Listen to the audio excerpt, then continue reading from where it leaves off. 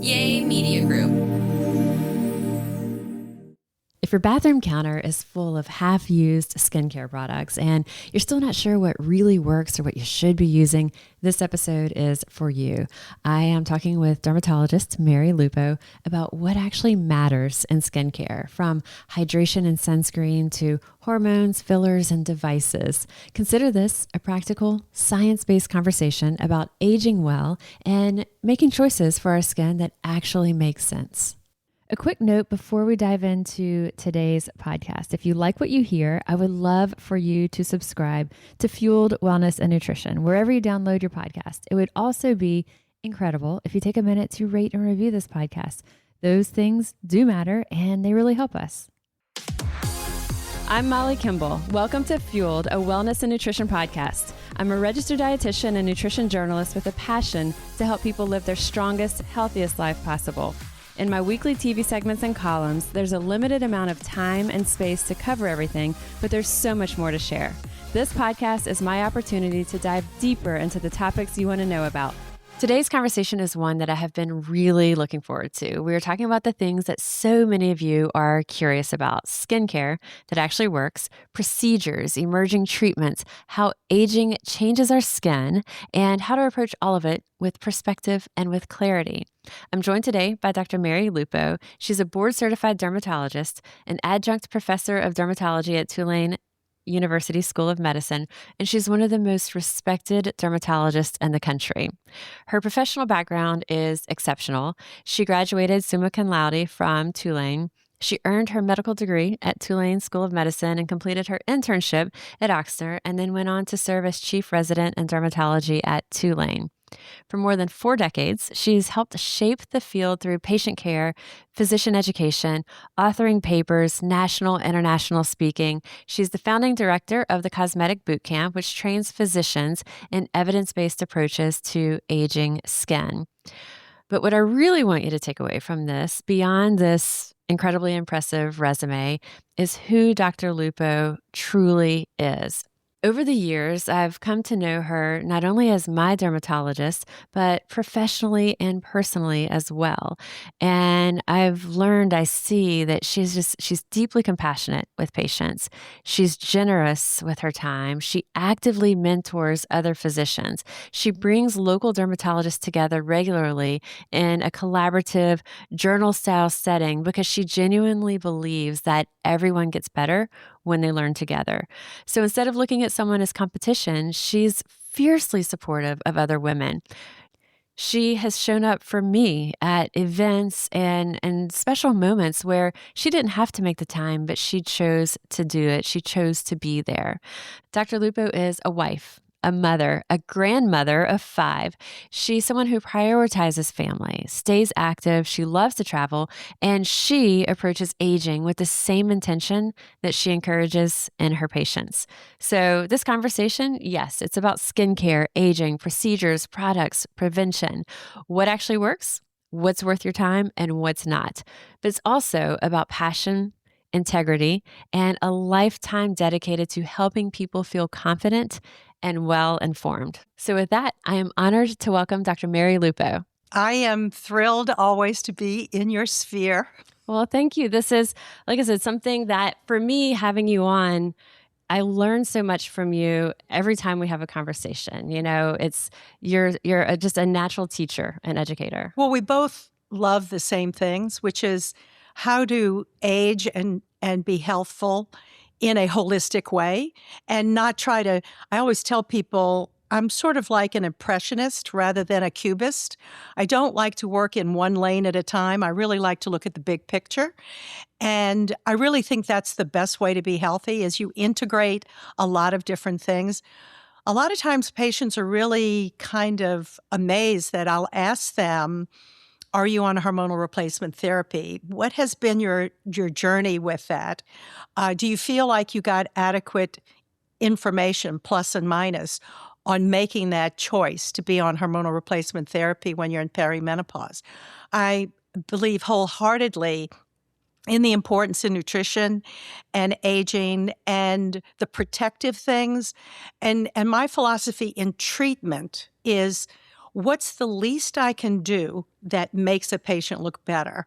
So I try to be a minimalist. I never like to overdo anyone. I am the opposite of a tailor. It's easier for me to add than to subtract. So I go into every patient very individually. I really like to patients don't realize how hard I'm scrutinizing their face when we're talking. And it's a disease. I go to a cocktail party and I'll meet a total stranger, and within 10 seconds, I know exactly what I would do to them if they were in my office. So it's really, it's a passion of mine. It really is. And it's hard to turn off. Well, you do scrutinize and you're so thorough with your patients. You're also so direct, which is why it was so important to me to also, for someone who may not know that other layer that's so giving to the professional community, to the people that are close to you. Like, because it's one thing to be really direct and to the point, and here's what we got to do, but to also layer that with just so much love and compassion. And the way that you take those conversations looks and feels very different depending on who's in your office. Well, and I do have a lot of doctors from around the country actually come to my office and spend a day or a week, depending on their time schedule. And another thing that's interesting with my personality, I'm a big believer that you leave something when you've done everything you think you can do for that subject. Like, for example, I was teaching at Tulane religiously, and I did that for 30 years, every month for 30 years. And in 2014, I stepped back and I said, okay, guys, I'm going to just do this on a adjunctive, occasional way and not be there every month. And the reason I did that was, you don't want to leave when people want you to leave. You want to leave when people go, why are you leaving? So, but I still teach them. And the cosmetic boot camp, I did that for 20 years. And then I said, it's time for me to do something else. I have a very short attention span. I really like to be doing new things. I tell my friends, when I get my ducks in a row, and you can relate to this, you love ducks. And when I get my ducks in a row, I go get more ducks. So you didn't include the fact that I do a lot of FDA clinical trials as well. And the one I'm doing right now, I'm really excited about because it's about a new treatment for hair growth for both men and women. So I'm tickled to be in that study. And then we recently finished a study for a new lip filler, and we recently finished one stage of it's a curcumin extract that's injected to reduce belly fat. And we're going to be taking that to the next step. And there's so much, it's like nutrition because every day there's something new that's coming out. Things, there's a lot that stays the same and we build upon it, but then there's so much new, there's so much innovation. So for our listeners, we're going to be talking about a lot. We're going to fit in as much as we can fit in. We'll talk about Dr. Lupo's skincare routine, because I know that you're wanting to know, what does she use? We'll talk about when you're looking at products, how do you know what to look at on the ingredient list? We've all done it. We schlep our products in. What's this? But it's different than looking at a nutrition facts label because there isn't as much information or things that are giving us detail there. So how to evaluate products? What are some of the products that she recommends? Innovations, emerging therapies. We'll talk about this. And then procedures, things like Botox, filler, laser. We'll touch on those.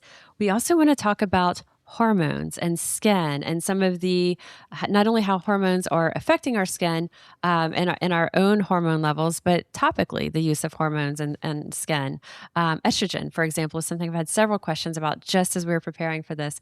We'll hit on nutrition, but I will say Dr. Lupo has joined me before for a podcast. And so we'll link to that episode where we talk through deeper dive in nutrition. So before we're diving into everything, tell us just a little bit. Well, for one, do you mind sharing? I think you don't care with telling everybody your age. So I'll be 72 in September. And which is kind of like my oldest will be 43 in a couple of days. And I have my oldest grandchild is 12 and my youngest is 2 weeks.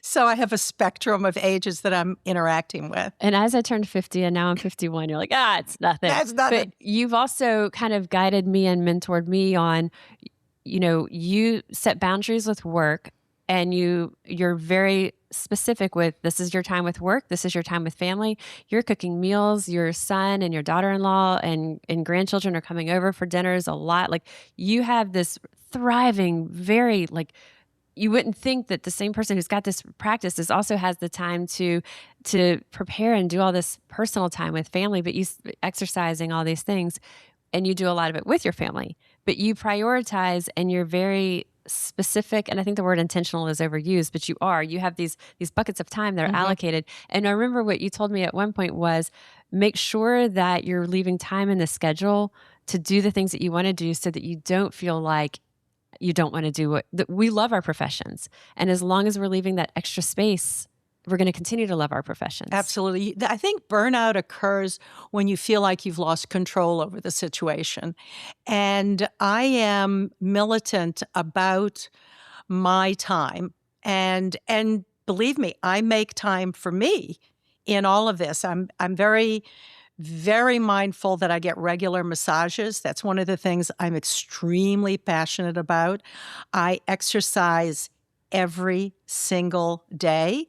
And in that 7-day period, 3 of those days are for weights. One of the things that I think has really been a game changer for me fitness-wise is I do interval jump training with weights while I'm doing the free weights. I'll incorporate jump weights into that. And when I did that, I noticed a real difference. I hang from an inversion table. I did a post on my Instagram about what I do at home, and I couldn't show people that I really take ice cold showers.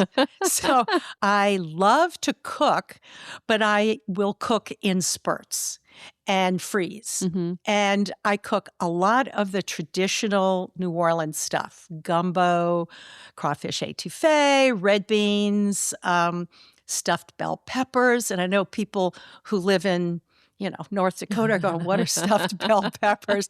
But those are, I love that stuff. And my meatballs are somewhat legendary. So, and my grandchildren typically come over once a week. And cover your ears, we do pancakes and bacon. For dinner or for breakfast? For breakfast. Okay. We do a breakfast. Just the grandkids who live across the street from me. My son and my daughter-in-law are not invited.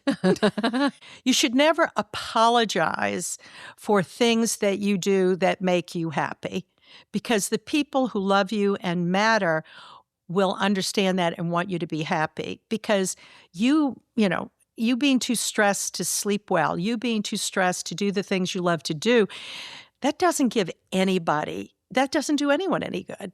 I think a lot of people's thought process on it is, oh, I'm so busy, I have so much to do. But I think it would be so easy for you to say that. Mm-hmm. You are too, Mm-hmm. and you prioritize it. How did you become interested in dermatology? When I literally remember it like it was yesterday. I was about 16 years old, and I had pretty good skin, but I had this sudden onset of this really gross thing in the corner of my lip. And so my mother brought me to the dermatologist, and he put a glove on, put his finger in my mouth, stretched the skin, took a lancet, popped it, and got the gunk out. And within a day, it was healed. And I was hooked. I went, oh my God. As a miracle worker. Instant gratification. And so I decided I wanted to go to medical school when, believe it or not, my mother was like a Mama Rose. She wanted me to be on Broadway. That's what my mama wanted for me. She put me in dancing lessons and singing lessons and all this other stuff. And I would do community theater at Le Petit and Gallery Circle and Nord and all these plays that children would be in, like The Sound of Music, et cetera, et cetera. And when I was 16, so it was around the same time, I tried out for a role and I didn't get it. And that was when I decided that there was no way I was going into the performing arts, because I said, I will be damned if my future depends on someone else's control. I want to be in control of my success. And I was a very good student. I was at Ben Franklin. I was straight A's. I found studying pretty easy. I could I seemed to be always able to figure out what was the most important thing that teacher wanted us to learn. It would probably be on the test. And I always tell people when they go off to college, this is my secret to doing well in college. Because I went to Tulane, and let me tell you something. I did some hard partying, but I never skipped class. Never, ever, ever. You've also shared with me before that part of what's really shaped your path was growing up in a family where education was really valued, but opportunity, you did not take it for granted. No, not at all. My parents were Depression children. My dad was born in 1916, my mother in 1918. My father, his family owned a dairy farm. And when the Depression hit, they pulled their kids out of school because they couldn't pay workers to be at the dairy, to milk the cows and do the work that needed to be done. So my dad only had an 8th grade education. And then he went off to war. Right. But my father, I think because he did not have the benefit of an education, he and my mother both saw that I was really smart. Right.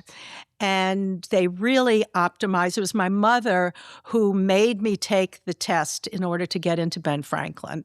And probably switching over to that rigorous didactic program of academic pursuit at Benjamin Franklin. And I did so well. I mean, honestly, Molly, for the first 2 years of college, I really didn't even have to study because I had learned it all in advance, because I took advanced placement chemistry and I took advanced placement biology. And so I knew when I was 16 that I was good in science, but I was always very extroverted. And so being a doctor seemed like a natural because I could incorporate my love of science and thinking and deductive reasoning and combine that with, helping people and talking and communicating to people. So it was really the perfect profession for me. So on your routine, there's so many other questions I have, but I want to get into the nuts and bolts of what we'll be talking about. Before we even get into all the other stuff, I know that people are going to know, what do you use? So what's your AM and PM? And if there's anything else in between, skincare routine that's like your go-to all the time? So it really does vary. But let me tell you some of the things that might surprise you that I don't do, okay? I don't use a retinoid anymore. I haven't used a retinoid in at least 5 to 10 years. Why is that? Well, I think when you get to a certain point, there are other things that benefit your skin a little bit more than retinoids. I think retinoids are more important in your 20s and maybe 30s. And as you get older, I think other things are more impactful. So I don't use retinoids. Sometimes I use a lot of things and I'll layer, but it's typical. So for right now, for the past 4 years now, my number one go-to product has been the Rion Plated Skin Science, and I use the Intense Repair. I also use the Plated Hair Serum as well. I also use their eye serum now, but I've only been using the eye serum for about a year. I often forget eye serums. I just put all my stuff real close to my eye. And I have never had any problem using things close to my eye. I don't have real sensitive skin. So I use that. And the reason I use that is the science behind that product. I saw the data in 2020. I was actually, it was during COVID. It was April of 2020. And I was bored to tears because we were shut down. And I got this phone call, and it was, there's this doctor from Mayo Clinic who does research in regenerative medicine who's looking to dermatologists to show them what he's found and if they have any suggestions as to what would optimally be. How do we use this finding? Because we don't know anything about the skin. And I saw the data and it was quite impressive. And in essence, what it is they were incubating platelets to identify what are the exosomes for repair of different tissue. And I think they were originally looking for repair for heart muscle damage after a myocardial infarction, a heart attack. And they saw exosomes that were signaling for skin repair. And so they kind of went down that rabbit hole and decided, wow, this might be something. So what they patented was the ability to obviously isolate it, identify it, stabilize it at room temperature, and put it in a formula that would have an effect. And then they did some studies. And by studies, I mean they had a group of patients. They would use that versus a placebo, and then they would gather data on inflammation of the skin and dermal repair and things like that. So I honestly got the first rollout of the product in January of 2022. So I have been using this product now for 4 years. And so I have used that as religiously as I used to use retinoids way back when. Okay. So that's my number one product. Now, in addition to that, I do believe in the concepts of things like the biome of the skin. Now, when we talk about the gut biome, not to go off on that, but I am more of a proponent of prebiotics because I think the key is to optimize your gut's ability to have your own healthy gut bacteria. And rather than just taking generic, lactobacillus or whatever that's in probiotics. Right. So how do we know that's what you need? So prebiotics, as you know, just optimizes the gut health so that the gut can have its own biome. Well, the same thing is true for your skin. So what I mean by that is if your skin is dehydrated, inflamed, it's going to disrupt your biome. And your skin is not going to age, it's going to have issues. So what you want to do is optimally hydrate your skin. And there are many ways to do it. One of the products I'm using lately is from Epicutis. And I met the guy who invented this line, and he was kind of this nerdy guy. And the first thing he said to me was, I just want you to know that this is not an anti-aging product, because he knew that was sort of like my thing. Right. And he wanted to set the boundary right there. I just want you to know. He said, this is a skin health product. And I had a woman come in today, 2 days ago, and she said, Dr. Lupo, I have to tell you, and she's in her late 70s. She says, I get excited now when I look in the mirror. And I reviewed with her what she's using, and she's using the intense plated, and she's using the Epicutis hydrators. And she found that the combination was even better. So I think that in a holistic fashion, now, can you use other products that are less expensive than Epicutis that are hydrators? Oh, I'm sure you can. And you want to look for hyaluronic acid or sodium hyaluronate on the, I know you're going to talk a little bit about packaging, but that would be an ingredient that you would look for. Maybe glycerin. You want things that are hygroscopic, that attract water to your skin. But the key is, especially if you don't live in a very humid climate like New Orleans, you have to trap that moisture in there by putting something more occlusive on top of it. So when my skin is dehydrated, for example, I'll use the Epicutis hyaluronic acid serum, which is like the pure hyaluronic acid, and then put on top of it a cream-based hyaluronic to trap it in there. But you know what? You could also trap it in there with something as inexpensive as CeraVe ointment or Cetaphil ointment or Aquaphor ointment or even plain old Vaseline. And you can trap it in, and they call that slugging. But slugging's going to do you more good if you're putting it on top of a hydrator. Right. Okay. So there's hydration and then there's occlusion. Now, you have to be careful. If you have extremely acne-prone skin, you don't want to do something that's highly occlusive. So you want to be careful. Talk to your doctor about it. See what kind. But I slug all the time, and I'll put on my Rion. And we're going to talk about new innovations, and I'll tell you the latest thing that I've added, and I won't get into it now, but I'll talk about my experience with that product as well, because it's brand new, and we need to talk about it because it's a new category, completely new category. So for morning and evening, are you doing the same? Yeah, I use the Intense Plated twice a day. And y'all, Plated is the brand and Intense is kind of the variety of the brand. Yes, there's a daily formula that has more hydration in it and less of like there's 4 million exosome packages, which is a little message. An exosome, for people who don't know what an exosome is, when the skin is injured or when any tissue is injured, the platelets are your cells in your blood that are the first responders to injury. And that's why people talk about platelet-rich plasma, which is you spin down the platelets and you apply them to wounded skin or you inject it or whatever it is you're going to do.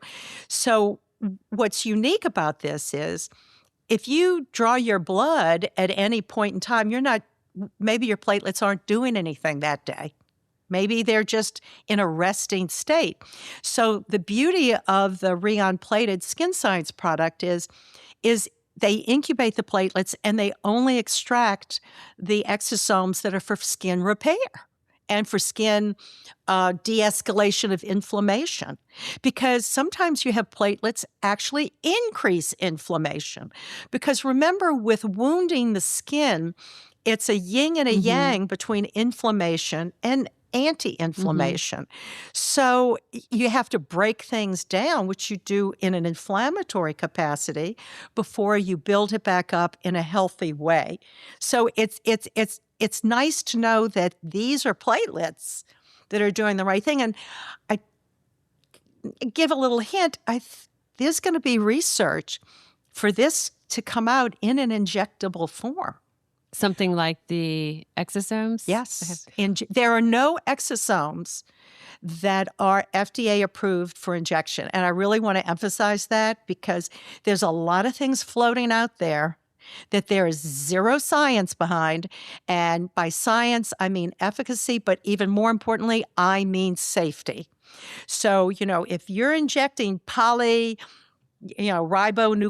acids, and you got it from a website in China, well, I've seen some pretty disastrous Chinese Botox results too. So I don't do anything to myself that I don't do anything to a patient that I wouldn't do to myself or to a loved one. Because you've come in and you've seen me with a red face and you've seen me with a bruise, and you know that I inject myself. You know that I do all of my lasers. I don't do the lasers on myself, but I have my staff do my lasers. But I think that that's going to be an injection that has a future. Okay. So your routine is so simple. And the wait. Now I didn't remember. I'm putting a sunscreen on. Okay, so we have you wash. What do you use to wash your face? Oh, a million things. Right now, I'm using a very simple Cetaphil product. I get sent so much stuff. You should.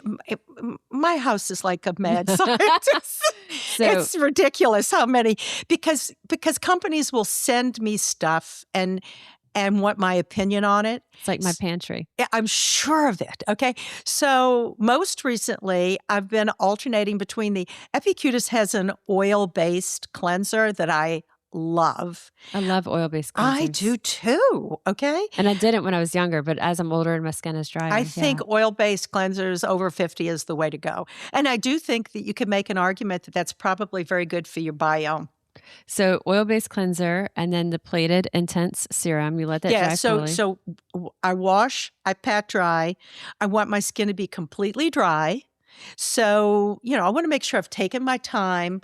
So I tend to do things fast, so I'll go ahead and I'll pat dry, but then I'll wait a minute or two so that any water's evaporate. And then I put my product on. And there's another product we're going to get to that I'm also using, and I'll tell you how I'm adding that to the routine. And then I'll use some sort of a hydrator, and then I'll use my sunscreen. Now, I happen to love DNA repair ingredients.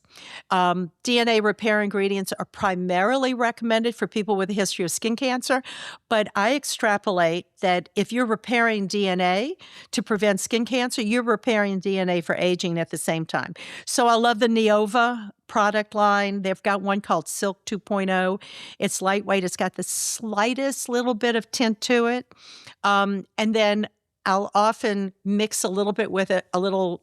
I love the L'Oreal. They're inexpensive foundations. They've won a True Match, I think, or something like that. But you can see, I have almost nothing sheer. on. Yeah. And then the Isden is what also has the DNA repair in it. It does. And I used to use Isden, but I found Isden a little more drying for me. It is drying. Mm-hmm. I find, though, when I use it, it works well almost as doubling as a foundation, too. But I'm going to try the other. But you don't find it sometimes I find it a little pasty. I actually put a little bit of a drop of a moisturizer or oil in it. Okay, good idea. Good idea. So the product, too, that we're talking about, the plated, it's not inexpensive. No, it's not. I want to point out, though, it's such a streamlined approach you have that I would say that if most people open their drawers and they're looking at what they've purchased, whether it's topical, it's injectable, whatever it is, what else are we spending our money on all these other products that then we try it a few times and then it sits there. Mm-hmm. And so I think that if you look at where you're spending your money on one product or two key products, and like you said, something that's the occlusion could be as simple as Aquaphor, mm-hmm. or you're using Cetaphil or mm-hmm. something that can be inexpensive to wash your face. So having a few key things that committing to that, and then mm-hmm. again, not wasting our money on a bunch of littles everywhere. So theoretically, you can use the Rion product to replace your antioxidant. So that would theoretically mean it could replace vitamin C and other antioxidants. And that's the plated. Mm-hmm, the plated, yeah. It has anti-inflammatory benefits. It has peptide-like collagen-stimulating ingredients. So it's like it does everything you need, except it's not very hydrating. And then what is your top recommendation for the hyaluronic product? Well, I use the Epicutis or the Hydrinity. Okay. But I'm sure that there's inexpensive hyaluronic acids at the drugstore. Which brings us to, like, if we're looking at something like that and you're looking at labels, is there a way to know what is the concentration? Well, it's usually the hyaluronic acid ingredient is probably going to be, and glycerin is another one. That's a great product for hydration of the skin, really good. And there are some like, believe it or not, cetyl alcohol is a lightweight moisturizer. People think, not all alcohols are drying. Some are hydrating. So it's usually the order of ingredients. So if something's way, way down there, you kind of go, okay, but it really is, the final product is more than the sum of its parts, because each individual ingredient, the final formula is really like an orchestra, Molly. Okay? That's the best way I can explain it. It's almost like a gumbo. It's all of these little things that when they're combined, there's this synergy of benefit. So I would say that it can be trial and error to find out what's best for you, because some people will say, well, this pills up for me, or some people say, well, this just isn't hydrating enough for me.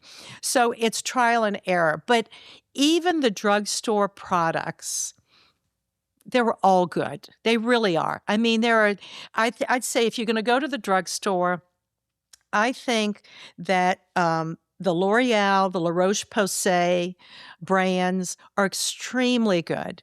I think Olay has a great history of research. So I think if you've got super sensitive And you skin, mentioned CeraVe and Cetaphil. yeah, exactly. It's all subsidiaries of True. these companies. So I think if you've got super sensitive skin, you might want to consider going with the Aveeno line. Another line that's particularly good for sensitive skin is the Aven line. And then the La Roche-Posay and the Aven and the Vichy, those three lines have the mineral water base. They all have their own little secret mineral base water from their spas I think they're all in France somewhere. And the minerals in those spring waters that they use as the foundation for their product give a healthy bioenvironment for hydration. So, and you can use those sprays, by the way. We didn't, when we're talking about layering products, if you put a little spritz of one of these Aven or La Roche-Posay spring water sprays on your skin, and then you put your hyaluronic acid gel, and then you put your occlusive on top of that, that sandwiching of events, I mean, you're really going to plump up your skin. So I would have think that the sprays, to me, I never felt like they were something, I felt like it was a No. gimmick. There's something. There's Yeah. something. But if you put the spray on and then you don't put something immediately on top of it, I don't think you're going to get the benefit. Right. I love all of this. And so the acetyl alcohol, the glycerol, the hyaluronic acid are some of the things that look for these. And just like on a nutrition label, the higher they are up on the label, the more there is there. Is there anything that is, we said the retinoids, you said, over 50, probably not as important as these others that are going to give us the hydration. So my advice is there are certain circumstances that you might want to be using a retinoid. And if you're using an over-the-counter one, I actually like the retinol aldehydes a lot. So I'm not a big fan of retinol. I prefer, and the newer ones now are retinol aldehyde. Look, pay attention. You'll see this transition. And the Hydrinity line has a wonderful retisome, I think they call it. And they put the hyaluronic acid with the retinol aldehyde. And so you can use the retinoid. Again, this is for aging with less irritation. And I have the one that I've just had it forever through prescription is the gold label, and it's Tazorac. Yeah. Is it Tazorac? Tazorac is the branded original tazarotene. That's it. Yeah. There's actually one that's out now that's even better. It's called Eraslo. And the reason it's better is this company, it's the original company that came up with Retin-A in the 70s. They, I think, bought the patented technology from Penn and commercialized the first Retin-A back in the 70s when I was in medical school. So it was a big deal. And of course, that's when everybody was red and flaky, and people still suffer with that, especially if you're using generic tretinoin, because it's brutal, because it doesn't have any added ingredients. So what's different about something called Altrino, which is this company's, and I don't have any relationship with this company. None at all, but they have very good products. So what they do is they developed a proprietary patented mesh technology that basically what it does is the retinoid is time released into the skin. And so you're not hitting all the retinoid receptors at one time. In addition, their formulas have hydrolyzed collagen, which doesn't help with collagen, but it retains water in your skin, and it's got glycerin. So between these three things, Eraslo and Altrino are much less drying than the old branded Tazorac. But you can make the old branded Tazorac doable if you maybe put it on after your hyaluronic acid, which will slow its absorption into the skin and also help with the hydration. Okay. And so if someone is using that, someone over 50, would you say if they're using it and they're not having redness or any other thing, you would say, go ahead and keep doing it? Or would you? Well, because there's a lot, that is a big question is, what about retinoids? Right. So everybody needs to be on retinoids. It's like everybody needs to have a cute boyfriend at some point. So the thing about my niche for tazarotene and Tazarac is if I want to shrink somebody's pores, that's my number one. Got it. Nothing shrinks the pores like tazarotene. But Nothing. All these other things that we're talking about are more for skin hydration, skin texture. Exactly. And we're not getting that benefit as much from the retinoids. In a head-to-head competition, if you tell me for the rest of your life you can either have tretinoin or you can have tazarotene, I'm taking tazarotene. Okay, so here's a recap of all of this. So retinoids absolutely have a role, especially you're saying for things like acne, pores, texture. But for a lot of people over 50, we've got to keep in mind that they're not the main driver of how our skin looks and feels day to day. Things like hydration, barrier repair, and inflammation control are really what's going to matter more for most people. Also, keeping in mind that the different retinoids behave differently and more aggressive isn't always better. I think that kind of goes back to streamline things and putting our time in what matters. So you shared some of the budget-friendly things that you love. Are there any marketing things, anything that you're seeing people spend a lot of money on that you go, so not worth it? So that's a great question. So when I go through Saks or Neiman's and I see some of these products that are there for $500 and I go, where are the clinical studies for this? I think what you're paying for when you get those kind of products is it's like going to a fancy spa where it's an experience. It's the fragrance, it's the beautiful box that you're opening, and all of these endorphins that women get. Women go through the bottom floor of Saks and Neiman's. It's like a guy going through Home Depot, okay? It just triggers something in our brain, and it's very hard to resist.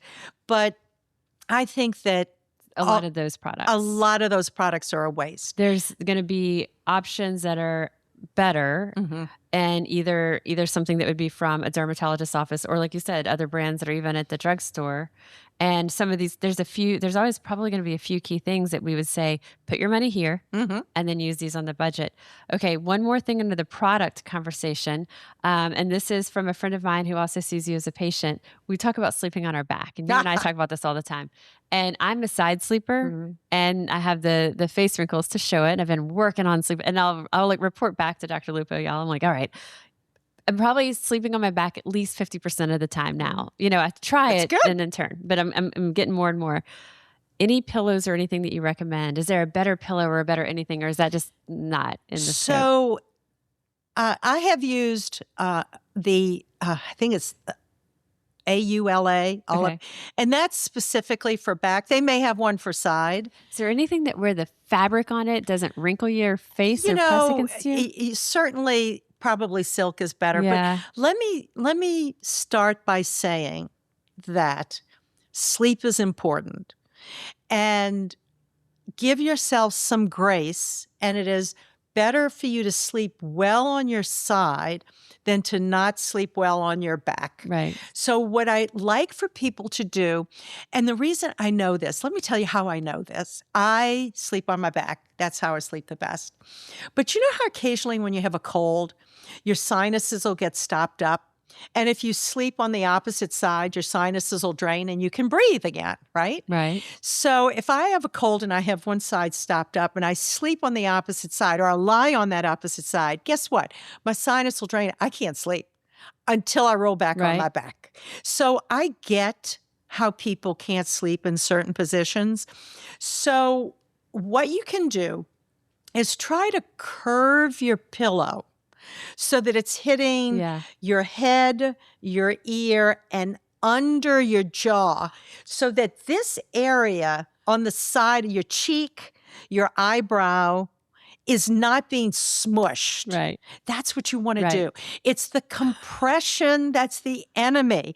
So it's not the sleeping on your side. It's having your face smushed. And for me, it'll be very visible sometimes in the morning. Y'all, there was one day that I go to Dr. Lupo and we had an afternoon appointment. And that morning I had very distinct, like straight lines down. Like it almost looked like how when you can tell someone had a CPAP in a different location, but that distinct.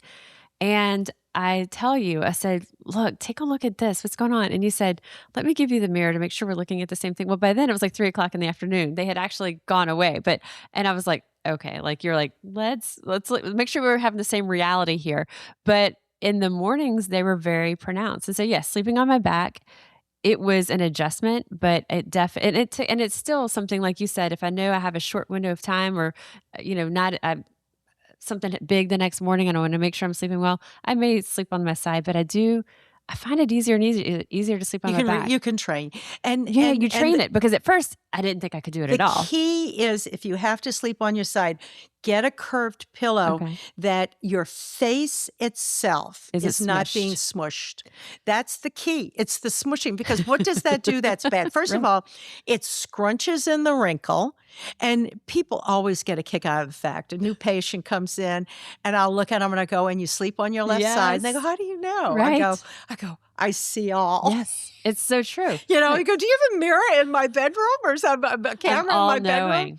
So number one, it creases your wrinkle in, and then, so that you can probably get away with it in your 30s, but by the time you're in your 50s, that's, it's like creases on your pants. They're not going to go away. Right. So that's number one. But number two, you're compressing the circulation to that area, and specifically, it's the fat pad loss you will accelerate. So one of the things that I try to teach... And fat pads are a really good thing when they're in our face. On your face. Especially the lateral fat pads, the temple, and what's called the pre-auricular, meaning the fat pad that's kind of like from your mid-pupillary line towards your ear. As that gets compressed, the middle of your face falls, and that accentuates the nasolabial fold, and it accentuates the jowl. So sleep on your back as much as possible, y'all. If nobody has told you this, do it. Chiropractors love it. Back health. It's good for our spine health, and our face. Before we wrap up part one with Dr. Lupo, we had so much content, y'all, so we're splitting it into these two parts for you. But before we wrap up part one, here's just kind of a couple of takeaways. Great skin, it's not built by chasing every trend and changing things up all the time. It's built by protecting our skin's barriers, managing inflammation, and really staying consistent with a streamlined routine that fits our life. In our next episode, part two, Dr. Lupo and I are going to go deeper into the questions that people are often asking about. What about hormone therapy? How do hormones affect our skin? What really changes as we age? We'll talk about testosterone trade-offs, GLP-1s, Ozempic face, emerging therapies and procedures that truly make a difference, and what Dr. Lupo thinks about devices and newer treatments like red light and PRP therapy.